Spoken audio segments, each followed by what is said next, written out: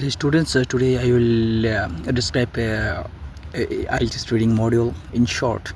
This is not just an overview of IELTS reading module. IELTS reading module সংক্ষিপ্ত পরিচিতি, structure and timing. There are three sections in reading module with 40 questions. You have to finish this 60 minutes.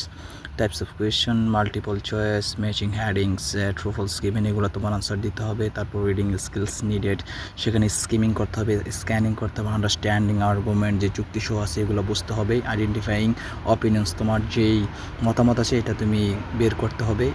তারপর scanning, quick reading for general idea, scanning first reading for specific info.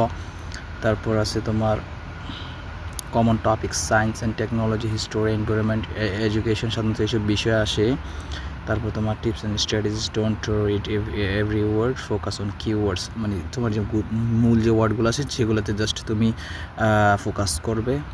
তারপর আছে তোমার tips and strategies, don't sample questions format, passage with questions value, প্রশ্ন ধরুন, উদাহরণ। তারপরে এগুলো তোমাকে বাছাই করতে হবে।